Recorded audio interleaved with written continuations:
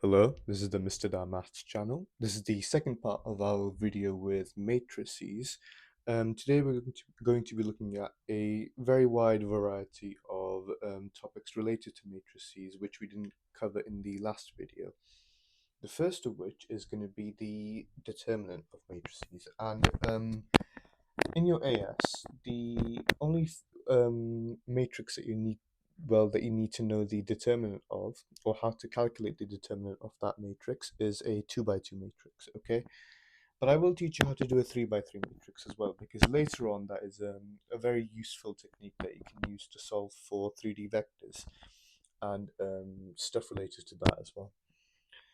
So let's start with determinants. Let's say I have a matrix. I've got 2, 1, 3, 2. And I want to find the determinant of this matrix, okay? And for a 2 by 2 matrix, it's really simple, okay? If I were to consider the general 2 by 2 matrix, A, B, C, D, and I call this matrix A, then det A will just be equal to AD minus BC, okay? Another really nice way to represent the determinant is just by drawing bars around the letter that you're working with, or if you haven't defined your matrix with a letter, then you can just remove these bars and you can write the whole thing with bars. So the determinant of this matrix will be AD minus BC. Pretty simple stuff. For a 3 by 3 matrix, things get a little bit more complicated, and I'll use an example with how we calculate the determinant of a 3 by 3 matrix. Essentially what happens is we just split the matrix up into smaller 2 by 2 matrices for which we do know the determinant of, or how to calculate the determinant of. So I'll just choose an example. It's going to be 2, 1, 5, 3, 2, 3, 7, 1, 1. Just choosing simple numbers to illustrate my idea. Now, what is the determinant of this matrix? And the thing you have to consider, okay, it is a little bit tricky to see at first, is what is the matrix that is left over from me reducing the row and column in which the element I'm looking at is, okay? And that does sound like a handful what I've said there, but it is pretty simple. So what I'll do is I'll actually first look at 2. So my first row is what I will look at this entire time, and I'll take note of what column it's in. So it's in this column right here, and I'll take note of what row it's in. So this row. Clearly you can see 4 numbers left behind. Okay, so these 4 numbers right here, 2, 3, 1, and 1, they form their own matrix here, well, inside a matrix. And the number that we're looking at over here, 2, okay, it becomes a coefficient for our matrix. So what our answer becomes is 2 times the determinant of whatever number is not part of row 1 or column 1. So it's 2, 3, 1, 1. There you go. That should be your first matrix. Now we repeat this process. Instead of looking at 2, we now look at 1. And then when we're done with looking at 1 and working out what our coefficient and matrix is, after that, we look at 5. Finally, when we have looked at all of these numbers in the first row and, kind of worked out all the matrices that we get out of it, then we go ahead and then we just calculate what the determinants of our resulting 2 by 2 matrices are, and then we just multiply. One thing you do have to remember is that when I'm looking at 1 over here, okay, I'll again be excluding my first row, so this is not going to be part of my matrices. But instead of excluding my first row, okay, I'm going to do the same thing. Okay, I'm going to look at instead the column in which the number is. So I'll also be excluding these numbers. Okay, essentially you just imagine that these numbers didn't exist over here, and the leftover numbers that we have, which can form our matrix, are 3, 3, 7, 1. Crucially, the formula, okay, for the determinant of a 3 by 3 matrix states that we have a minus over here. So it's going to be a minus 1 times by 3, 3, 7, 1. So there's a very interesting reason why there's a minus over here, and I suggest you look into it. It's a little bit beyond what we require at this level, but if you do look into it, then it's very helpful for your mathematical intuition, and ultimately will make you a better mathematician if you build the habit of looking into patterns that you see. Lastly, we've got 5 to look at.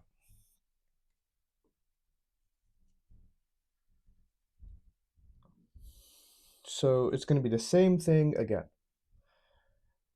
We're going to look at 5, we're going to see what row and what column it belongs to, and then we exclude those rows and columns. So looking at 5 over here, clearly 2 and 1 are going to be excluded because it's in the same row. 3 and 1 are going to be excluded because it's also in the same row. And lastly, what we get is a plus 5 times this 2 by 2 matrix. So it's going to be 3, 2, 7, 1. Now, the determinant of this matrix will just be all of that evaluated. So using our formula over here, AD minus BC, we can just do our calculations. So it's just going to be 2 times 2 minus 3, 2 times 2 minus 3, minus 3 times 7, or 3 minus 7 times 3. So 3 minus 7 times 3. And then plus 5 times 3 minus 7 times 2. Working everything out, we get 2 times minus 1 minus 2 minus, and then 3 minus 21, which is going to be minus 18, so plus 18, and then plus 5 times 3 minus 14, which is minus 11. So the final answer will be minus 2 plus 18 minus 55, minus 55 plus 18. Evaluating that, you get minus 37. And that should be your determinant. Okay, so pretty cumbersome work there. Do remember that you can use your calculator in your exam. Although you will not be required to use this method, it is an alternate method that you can apply, and it's nice to know alternate methods because ultimately you can use them to check your answers. You can see if the answer that you got within your 2 methods actually complies, and you can use it to work back essentially and see whether the answer you got is correct or isn't, even if the 2 answers comply. So it's just useful in general, not just for matrices, but any question that you might face. Now, what you are required to know is the inverse of a 2 by 2 matrix. And the inverse involves a determinant. So let's say I've defined a general matrix A, which will be, again, general, A, B, C, D. Then I will write the inverse of this matrix as a to the minus 1, obviously underlining as well. And then that will equal the determinant, or the inverse reciprocal of the determinant, sorry, the determinant of A, and then I have to swap my A and D, so D as my first row, first column element, and then I negate B, and then I negate C as well. So that is the formula for my inverse matrix of A. The astute among you might have noticed something, okay? We can choose A, B, C, D to be any number, right? So A, B, C, D can be any real number. But what happens if, when we're calculating the determinant, which you should remember as AD minus BC, what happens when AD equals BC? Clearly then the determinant goes to 0, doesn't it? Now substitute the determinant of A, which is 0, into this expression right here. You get 1 over 0 times D minus B minus C A. This right here is a problem. 1 divided by 0. What this tells us is that if this matrix A minus 1 has a determinant which is 0, then there is no inverse of this matrix, i.e. this matrix is singular, is what we refer to it as. If a matrix is singular, then you cannot find the inverse of it, and also most likely it's going to be useless in your calculations. So if you're asked to solve for a matrix in the exam, and the matrix turns out to be singular, the one you should be working with, then either there's no solution for the equation or you've done something wrong. All right, pretty simple stuff. I think now we're going to look at some transformations. So one of the key things that matrices are used for is representing transformations. So from your GCSE, you should know that your transformations are your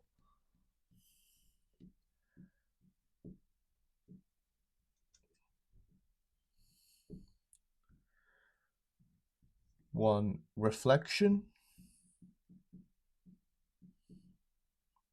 2, translation,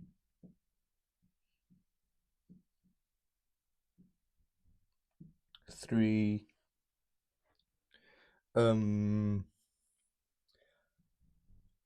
enlargement by some scale factor, let's say by k, and 4 is going to be your rotation about a point.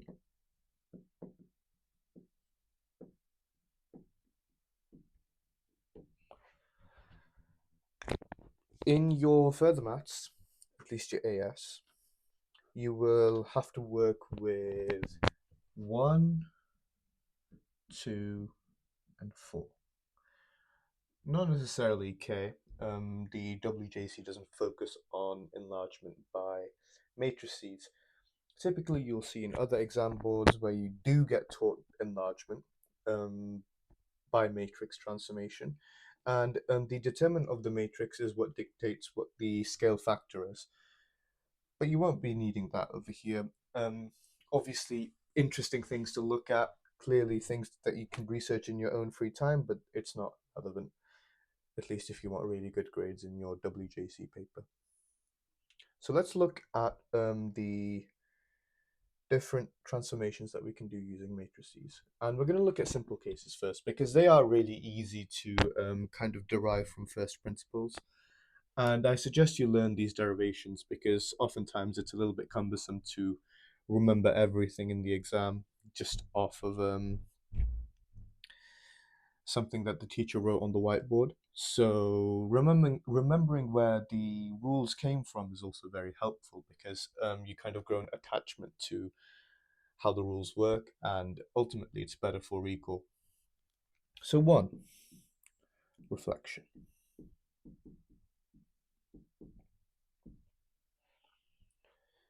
We're going to pick 2 points on my XY plane.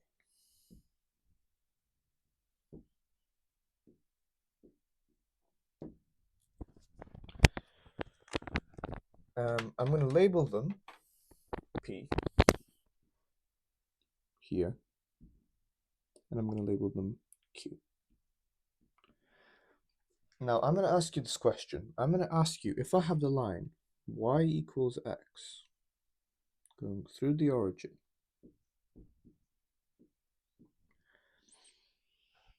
then what do you think the transformation to these points P and Q will be? Pretty simple question. Almost less than GCSE, almost a key stage 3 question in terms of content. Clearly, if we look at this line, y equals x, then if we just go by what it will transform to, if P is the same distance from 0 as Q is the same distance from 0, sorry, I should have said that before, then P will transform onto Q, won't it? So will Q. Q will transform onto P. Now, the easiest thing you can do is you can actually give these points a numerical value.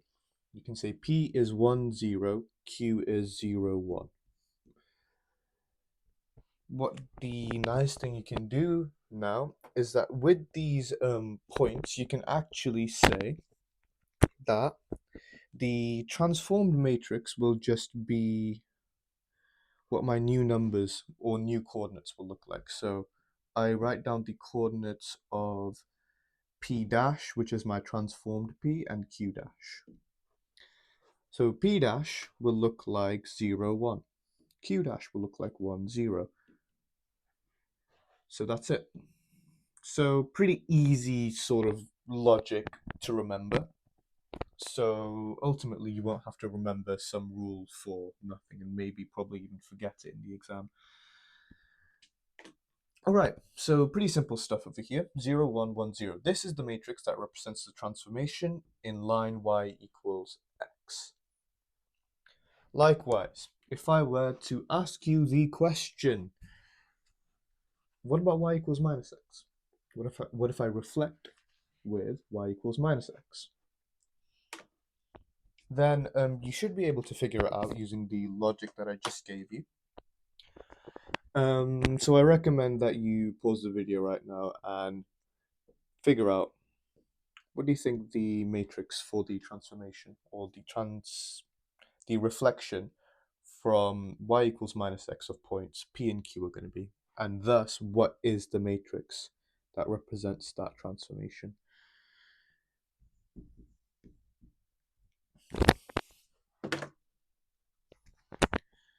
Well, I hope you had a go at it, but here's the answer.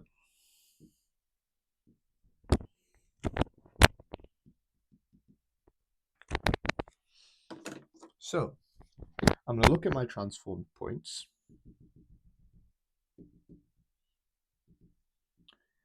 If this is 1, 0, clearly P will end up at 0 minus 1.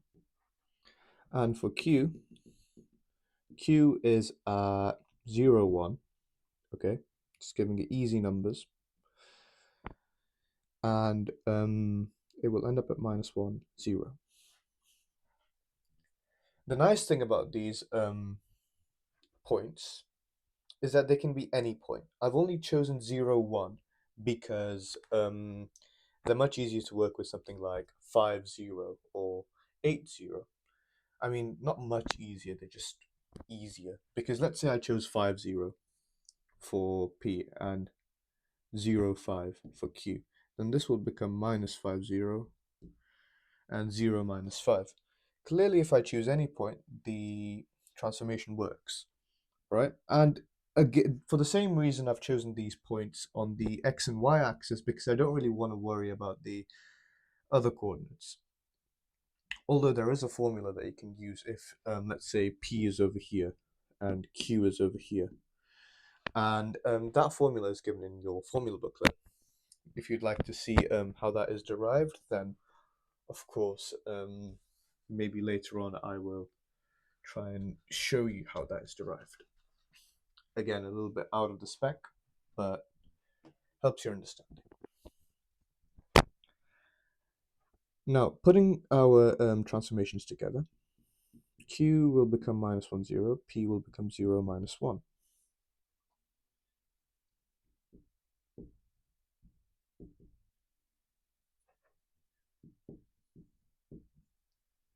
There you go.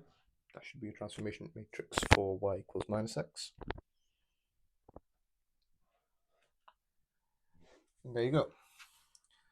In fact, there is a general formula which I suggest, if this is a little bit beyond you, then you should use it. And it involves angles. So recall from your complex numbers that, well, you could use a vector to represent any point on a plane. A little bit of an aside over here, but it is relevant, so we'll go into it. So let's say I have a point A, and I want to find out how far away is it from the origin. Clearly, it's going to be some value x across and some value y up. So A will have A will have a numerical coordinate of x and y. Now, what we can say instead is, from your complex numbers, we can represent it in polar form. Because we can actually check what the angle from the x-axis is, just like we check what the angle from the real axis is with our Argand diagram. And we could also check how far away is it from the origin. Okay, what is the distance between O and A on the origin? What is relevant to us is theta over here. Okay, and that is what our formula is defined by. The formula states that if we have a line y equals tan x theta, or tan theta x, I should say, sorry, tan theta x, where tan theta then equals k. So for any line y equals kx which passes through the origin, you don't need to worry about anything that doesn't pass through the origin over here, not even with rotation. But yeah, it's pretty simple. Then our transformation matrix will be equal to, I have to look this up,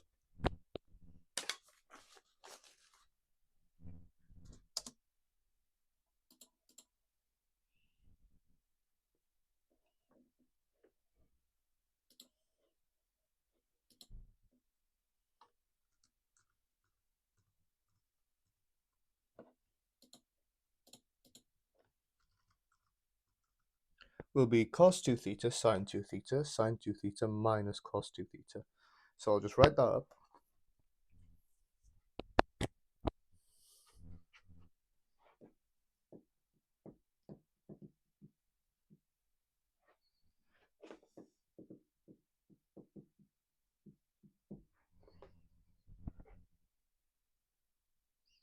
Yep. So this should be your matrix. Of course, then you'll have to find out what the angle is.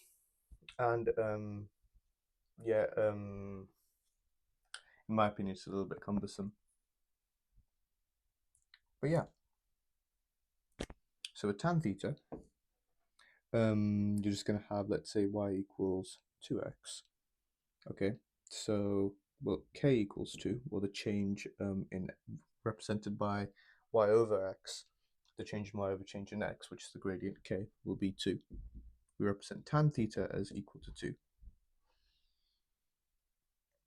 And what you can then do is theta equals arctan 2, and then for whatever this value theta is, you can just substitute that into this and just get your transformation matrix. So, simple work. Translations are a little bit more annoying. So, because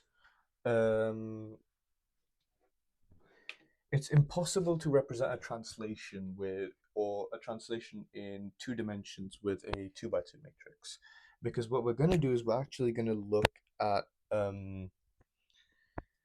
how we can multiply a matrix by x and y to, let's say, get x plus 2, or y minus 3, or some value like that. So this, right, this is pretty easy if you think about it this in terms of addition. It's just xy plus a vector 2, 3. X plus 2, y, or plus 2 minus 3, sorry, y minus 3. There you go.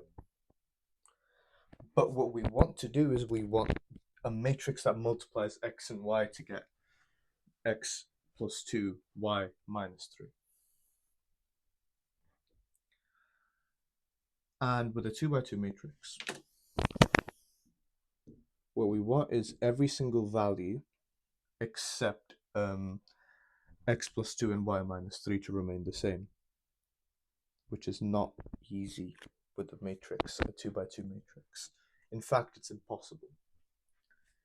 So scrap a 2x2 matrix. We're going to do a 3x3 matrix. And a 3x3 matrix will look something like this. We're going to start off with an identity matrix because we know that if we multiply an identity matrix by another matrix, it's going to be the same. But I have another problem. This is a 3x3 matrix. This is a 2x1 matrix. The inner dimensions don't match. We've got 3 columns and 2 rows up here. We do not have enough dimensions to multiply together.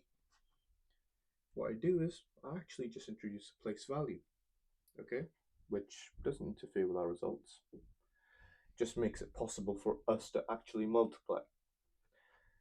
Likewise, you can do this with your identity matrix. Your identity matrix, in fact, as I explained in our last video, can be any size that you like. So I can have 1, 1, 1 trailing off to some insane value. And then zeros everywhere else.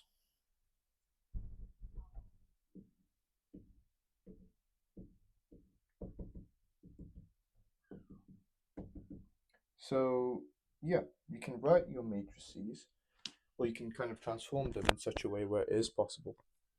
And we're going to look at that idea when we get to transformations of matrices and questions regarding those.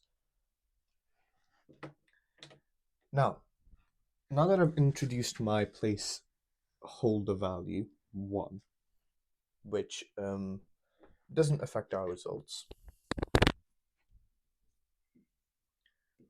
let's look at what numbers we need to change over here so that we can get x plus 2, y minus 3, and 1 over here. And you'll find if you go backwards, okay, 1 times x, 0 times y, 0 times 1. Clearly, if we're going to do our multiplication with our first row, first column, it won't be y that you need to change. It won't be x that you need to change. It will be this 0 over here, right? Because we're multiplying 0 by 1. We can clearly change that in some way in which something times 1 equals 2. So that number over here, we can actually swap over. We can get a 2 there. Likewise, if we look at our second result, so we're multiplying this row now by this column, 0 times x. That's good because we don't have an x in our second element in this matrix, do we? So that's good. We don't want to do anything to this number because if we do something to this number, then this element will not be the same as if we multiply those two matrices together. 1 times y. That's good. We want a y there, don't we? So there is a y. 0 times 1, this is where we run into a problem. Now it's just a y there, but we want y minus 3. So this 0 is a problem. How can you get minus 3 out of this row of numbers? So you have to think, what number do I need to place here so that that number times 1 is equal to minus 3? And that number is minus 3. That should be your translation matrix. And you'll notice that this matrix is surprisingly easy if you kind of automate this process in your head. I'm only showing you this because oftentimes students are confused as to where these methods come from, and it's very helpful that you learn these methods because let's say you do forget how this method works in the exam, then it is much more likely that you'll actually figure it out in the exam if you know what the method was originally or the logical steps that you need to follow to get to the method originally. So it's very helpful that you learn these. But generally, if it's a translation of, let's say, x plus a and y plus b, I'm just not going to include the placeholder value there. Not really necessary if I were to define this, just for the calculation.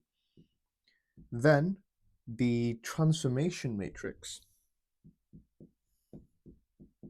will just be our identity matrix, except for these two values over here.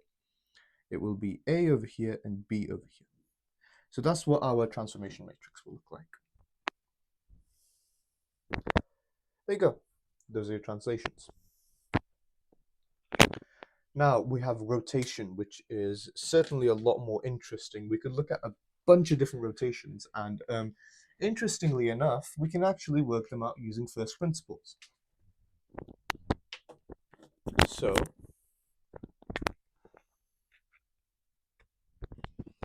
translations.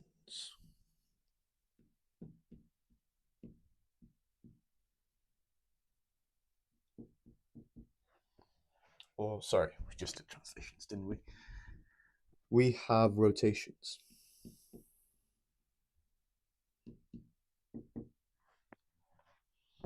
So rotations around the origin, I should say, sorry.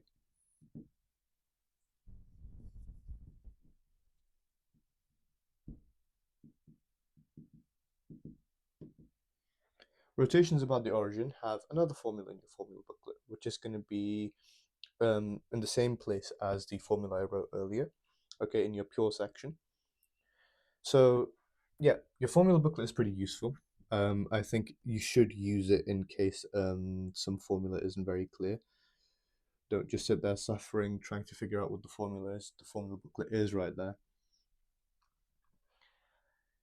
Now, with rotations about the origin, okay, we're going to go back to our first principles. We're going to look at our points P and another point Q, and we're going to think, if we assign these points some easy values like 1, 0, 0, 1, and we rotate them some easy numbers like 90, 180, 360, 720, what do they look like then? Okay, what is our transformation matrix if we apply those transformations that we arbitrarily chose, and ultimately we can kind of work out a general formula for them as well. So I think I'll leave the general formulas food for thought. I think you should work that out on your own. Otherwise, if you're not bothered enough, then the formula booklet is right there, and you're more than welcome to just use the formula as you wish.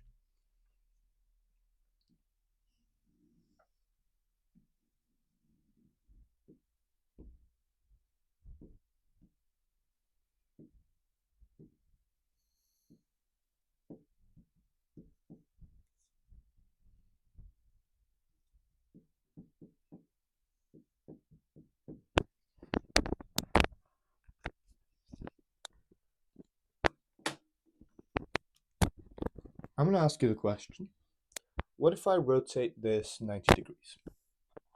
And you'll ask me, well, Zain, there's a problem there. because I haven't told you whether it's clockwise and anti-clockwise. The key thing to remember is that the rotation that you're working with, you need to say whether it's clockwise or anti-clockwise, because those two can be equivalent if you like them to be. But if they ask you in the question, the rotation is 90 degrees clockwise, then you need to do a 90-degree clockwise rotation. Either that or the equivalent anti-clockwise rotation. So be very careful about that. Essentially, let's say I'm going to do a 90 degrees clockwise rotation. Sorry, rotation. Then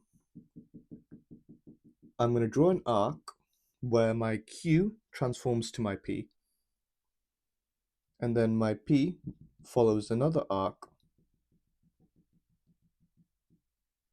and it transforms onto 0 minus 1.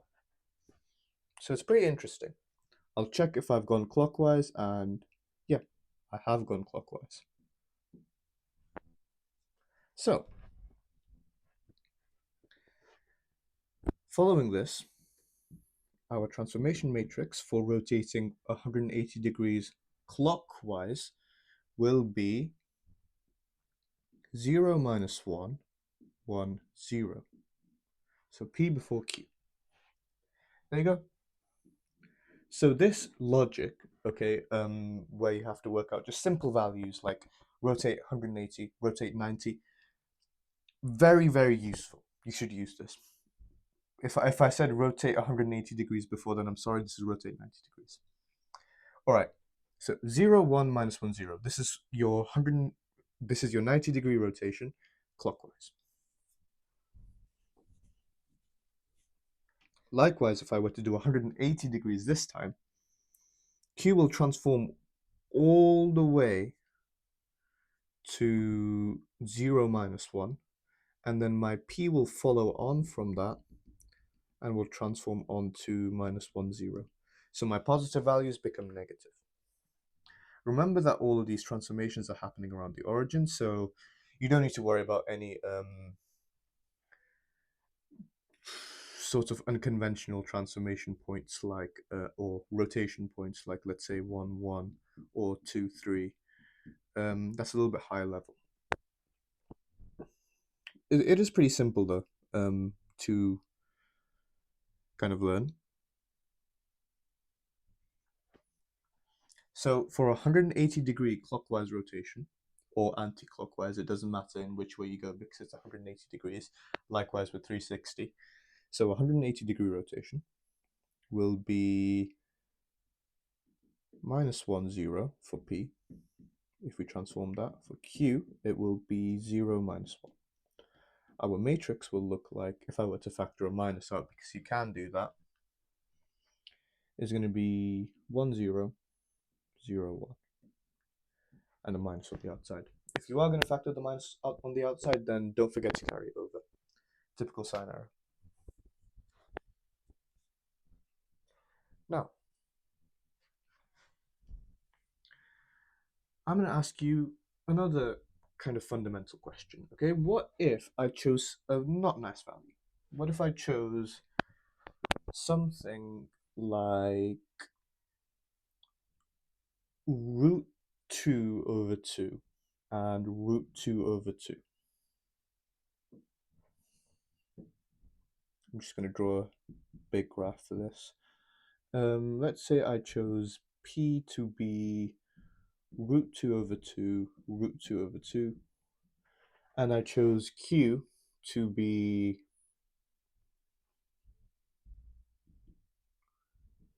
root 2 minus root 2 over 2 and root 2 over 2.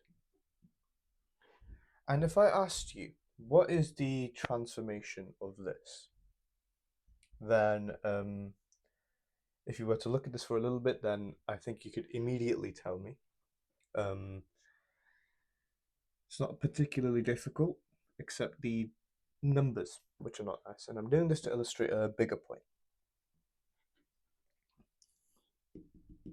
So if you haven't already given this a go, then I suggest that you do. What I first realized is that these values represent a trigonometric function, don't they? They're part of the unit circle. That means that this has a rate, or this has a distance 1 from my axis, and so does Q. Therefore, these two angles are the same. Okay, you should also be able to spot that because the distance from 0 to Q and 0 to P is the same, and so is the height. Ultimately, if you apply any rotation, let's say alpha, to this, let's say alpha is clockwise, or I'll say anti-clockwise this time actually, just to mix things up a bit. Then I'll be adding alpha on like this, and like this. So depending on how big alpha is, I could my point could become minus. It could go into the second, third, or fourth quadrant. Same with Q. So it's a nice exercise to think about. What do you think the transformation matrix is if I transform these points, okay, any arbitrary point by an angle alpha? And what happens when alpha is acute, obtuse, and reflex? And does it being clockwise and anti-clockwise matter in those ranges? So it's fun experimenting around with stuff like that. And ultimately, you should arrive at the conclusion that for any, I'm going to make this a little bit simpler. I think I'll use theta, something a little bit more familiar.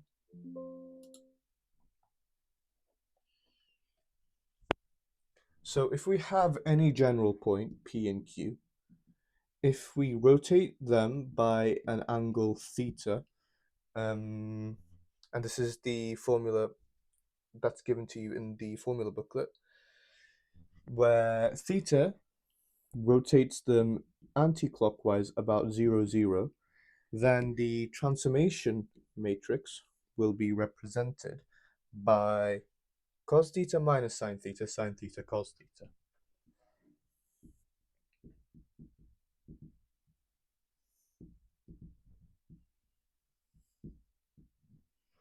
So you can kind of work this out in your own free time as well. If you just have some point P and then you consider the angle theta by which it's been transformed.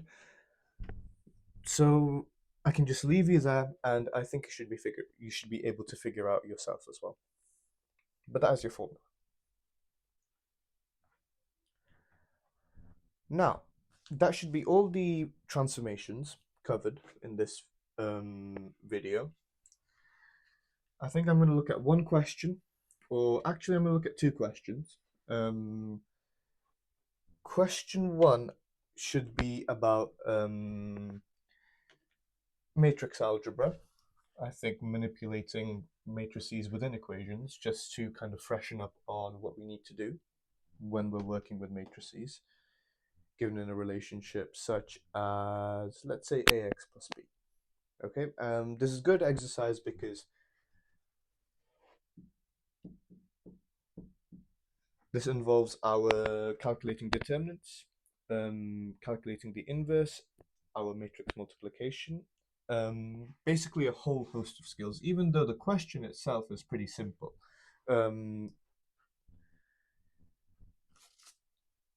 What we're tasked with over here is two matrices, A and B, are given. So if we have A, which equals to 2 by 2, B, which equals another 2 by 2, and we give them numerical values 3, 7, minus 2, 0,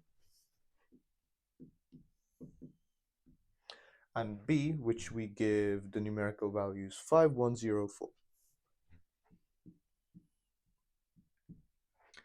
There. So these matrices are multiplied or given in a relationship such that AX equals B. I want you to find X.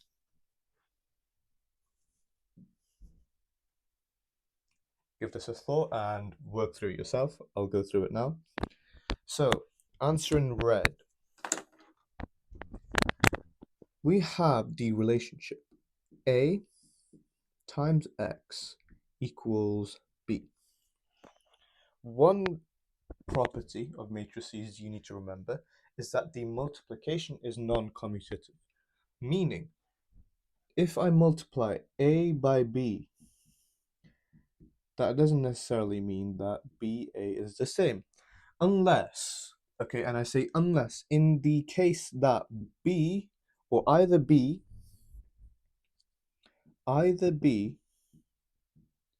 or A equals the identity matrix, which I'll represent using I. But that is one case in which this doesn't apply. For 100% of the cases, this will be true. So every matrix multiplied together by another matrix is non-commutative, except the identity matrix. Now, applying this thought to this question, we have the matrix A multiplied by X, okay, and we want to find X. Normally you'll have algebra, you'll say, oh, divide both sides by A, X is equal to, let's say, BA. Now this is wrong, because I hadn't considered that matrices are non-commutative. You cannot multiply those two matrices together and swap them around and just have your way with them and have the same answer at the end. So this is wrong. I have to look at instead, this matrix A pre-multiplies X. Pre-multiplies. Okay, it goes before X and it multiplies X before. So if I pre-multiply on the LHS, okay, left-hand side, then I have to kind of maintain that, okay, with my algebra rules, okay, left-hand side must equal right-hand side throughout my thought process or logic or whatever steps I'm writing down. Then I'll pre-multiply on this side as well. I've written A inverse B because I've divided both sides by A, okay? Or more formally, what I've done is I've multiplied A to the minus 1 with the left-hand side, X, sorry, and A to the minus 1 on the right-hand side. Crucially, if you multiply the inverse of the matrix with itself, you get the identity matrix. There you go. And the identity matrix is essentially just treated as 1 is in your normal numbers. So multiplying by the identity matrix on this side doesn't do anything. Multiplying the identity matrix 1,000,000 times on this end won't do anything. So yeah, there you go. That's how we get from this step to this step. We recognize that we have A to the minus 1 over here. What the question requires us, therefore, to do is work out what the inverse of A is. Okay, and I trust you can do that, since just 10 minutes ago I've explained to you what the inverse of a 2 by 2 matrix is. It's for A, it will be equal to 1 over det A, and then 0 and 3 swap, minus 7 negates, minus 2 negates, so it becomes 2, minus 2 is 2. Right. Pretty simple stuff. Now we work out what det A is. Det A is going to be AD minus BC, AD 0, 3 times 0 is 0, minus 7 times minus 2, which means that my determinant will be 14. Therefore, my A inverse will be 1 over 14 times 0, or will be 1 over 14 times the matrix 0 minus 7, 2, 3. Substituting that into this, we get our final multiplication, okay? And it is, I do recommend that you go backwards and check how you've done on your arithmetic, because honestly, this requires you to be extremely precise, one value off, and your final answer just does not make sense, or you'll get something that's not singular or some stupid thing like that. So please be careful when you're working with these questions. Matrices especially demand you to be very, very accurate. So we have 1 over 14. Remember that I'm pre-multiplying, so I'm substituting in 0 minus 7, 2, 3. I'm writing that matrix first, then I'm writing my b, or the matrix representing b.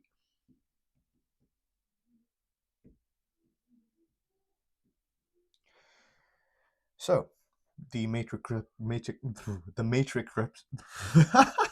the matrix representing b is going to be 5, 1, 0, 4. There you go. I was struggle saying that. 1 over 14, and then you just multiply the matrices out. 0 times 5, 0, minus 7 times 4, minus 28. My first element is minus 28. Now we have 2 times 5, 3 times 0. 2 times 5 is 10, so that's going to be my element here. Remember, obviously, the method that I taught you at first. If you want to go with that, then go. You can do whatever you like with that. This over here, okay, is exactly the same. I've just changed up the order, so don't worry about how I'm doing it. It's just that the final result should be the same as mine. And if it isn't, then I don't know what to tell you. Went wrong somewhere. Secondly, I've got my element here. 0 times 1, 0, minus 7 times 4, minus 28. So you have 0 times 5 minus 7 times 0 over here. This should be 0, actually. Lastly, I've got my final element over here, which should be 2 times 1, 3 times 4, 14. Lastly, you can simplify that. So my x will actually equal, so expanding out, expanding. So I'll just put the factor back into the matrix. This will be 0, 5 over 7, minus 2, 1. So this question was 6 marks. So it's pretty nice because you just have basically algebra with matrices where you just have to multiply it out and be extremely precise. And that's about it.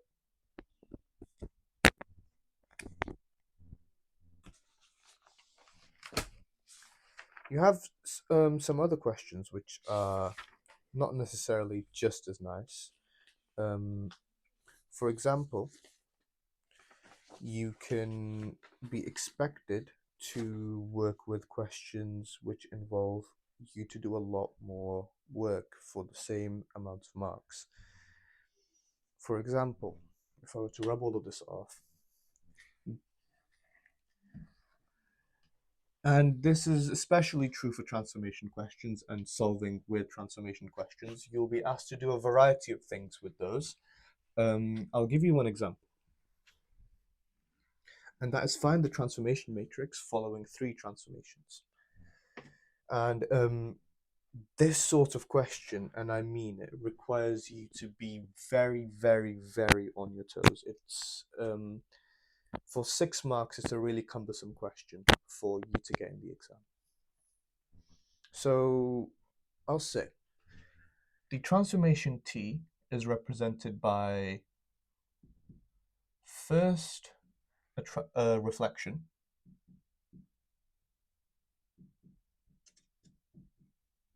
in the line y equals square root 3x. A second transformation, T2, which will be a rotation 180 degrees, 180 degree rotation. If it doesn't tell you what point it's rotating around, then just assume it's 0, 0, because you're not taught how to do rotation around any other point. It's kind of meaningless to assume any other point is going to be the rotation or the point of rotation. 180 degrees rotation doesn't matter if you think it's clockwise or anti-clockwise, you'll get there the same way. And then your final transformation will be translation by the vector 2, 1.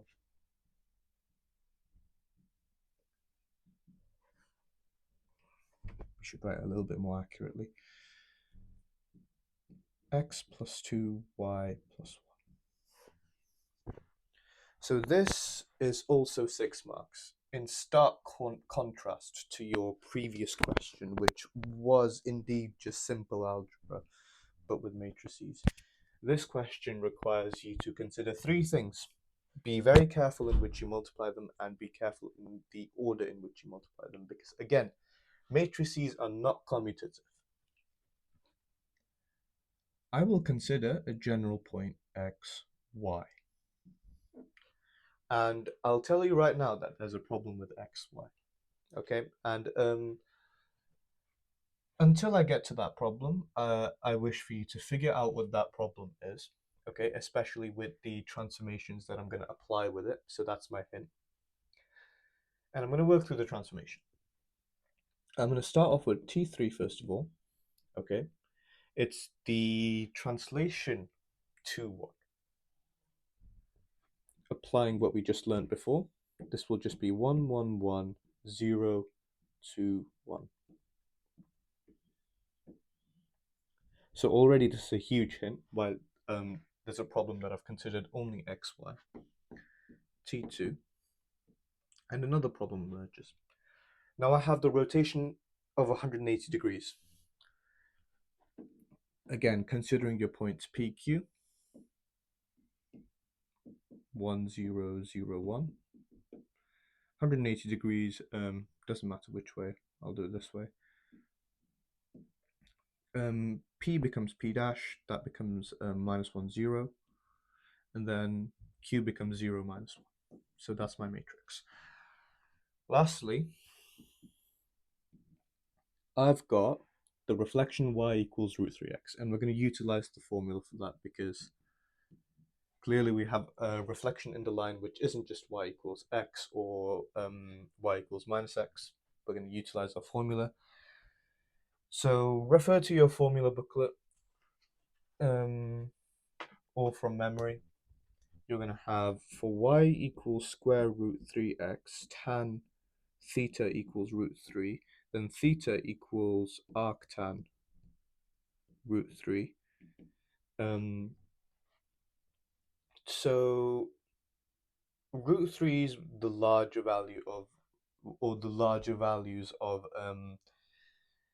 your trigonometric functions between 0 and 90 degrees.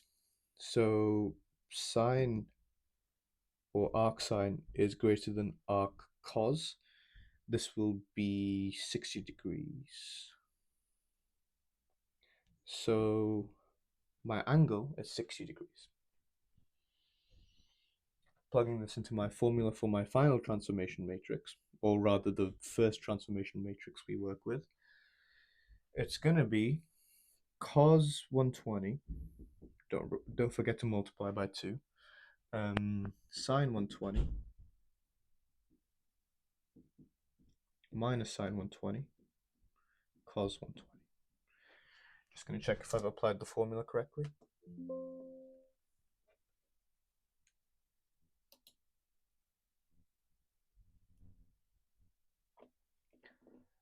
Okay, so it's a minus cos over here.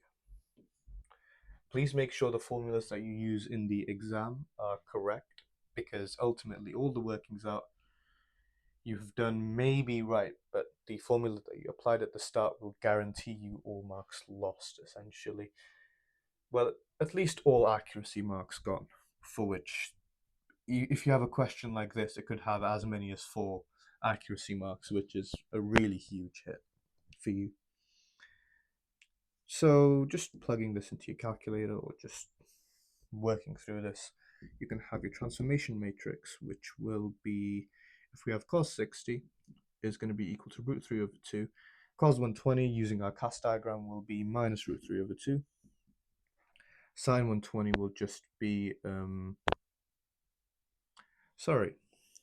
cos cos 60 is a half, so we're going to look at minus a half over here. So we have sine 120. So sine 120 over here will be root 3 over 2, still, using our cos diagram. Sine 120 over here will be root 3 over 2. Then our minus cos 120 will just be a half. It's the same as cos 60. Of course, you could factor out a half over here to make calculations a little bit easier later on.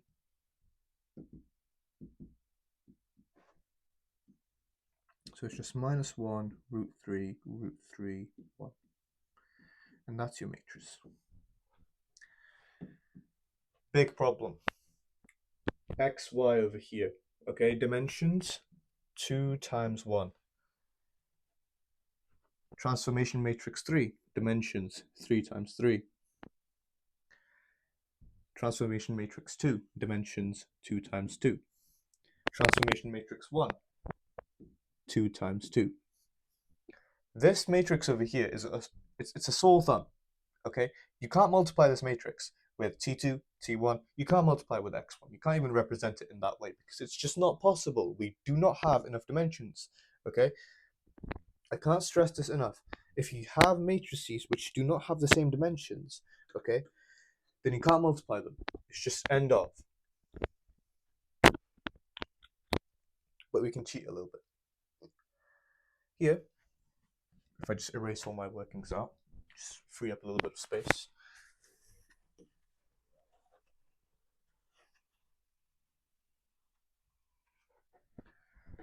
I'll have T3, and I'll have T2, which equals this matrix, and T1, which will equal this matrix. Now, what I meant when I said we'll cheat a little bit is by forcing T2 to be a 3 by 3 matrix. And the way we're going to do that without changing what the values of T2 are going to be is by including values which will not change it. And those values come from your identity matrix. What I mean by that is if you have T2, minus 1, 0, 0, minus 1, I'll add another row, and I'll just use zeros. Remember, on the diagonal of an identity matrix rests ones, or just an infinite line of ones if you want an identity matrix that's infinitely big. Then it's this. Okay, clearly you can see if I hide the third row and the third column, then you're left with the original matrix. And these numbers are from your identity matrix. So it's essentially like adding nothing on. So this is not new information that you're putting into your transformation matrix. This is still the same matrix, but with different dimensions. And we can just do this because now it allows us to multiply T3, T2, and T1, and XY. Because it doesn't change what your matrix is. Likewise with T1, okay, if I were to just copy up,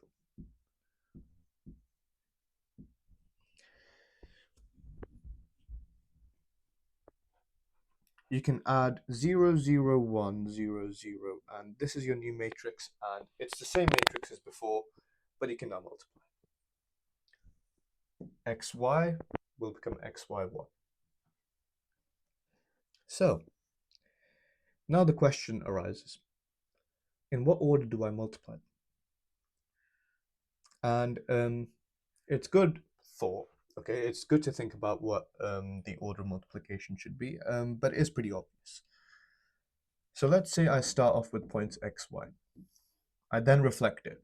I then rotate it, and then I do a translation. Clearly, what you're going to be doing is multiplying T1 first, then T2, then T3. What that looks like is xy1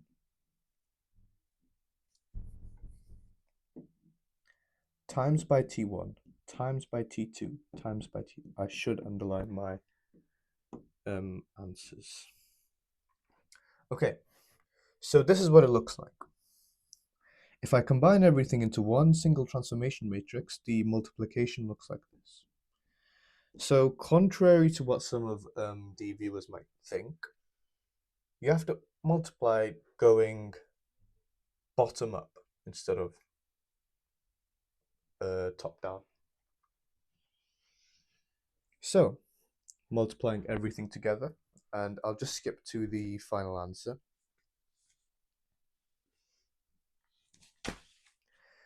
It will be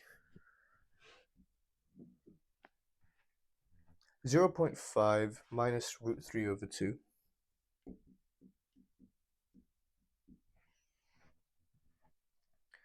211 going down on my third column minus root 3 over 2 minus 0.5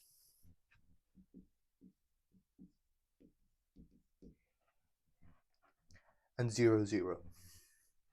So that's my transformation matrix.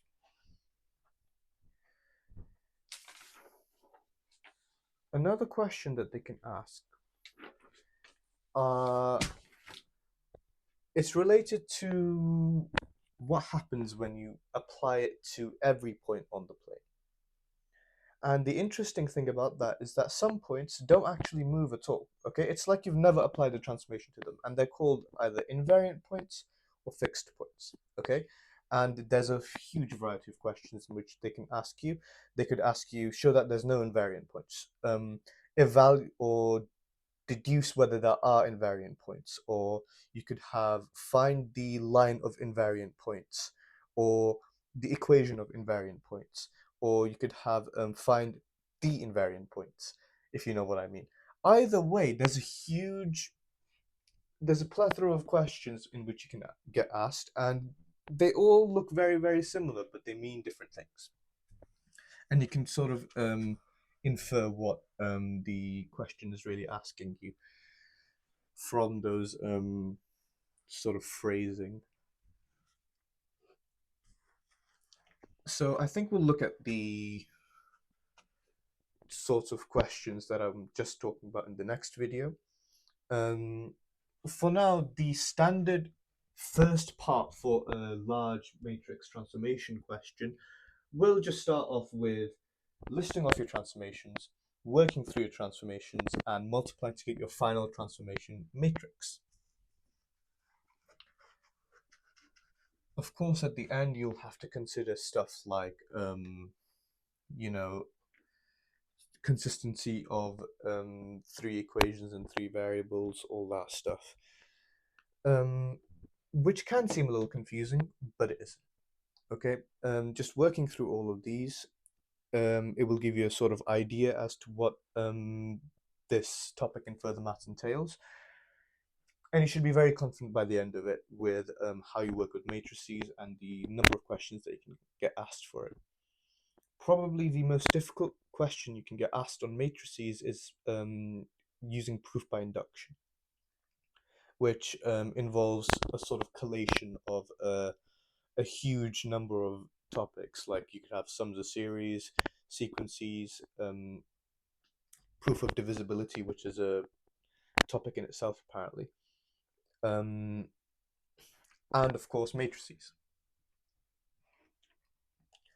So I think I'll call it there. Thank you for watching the video.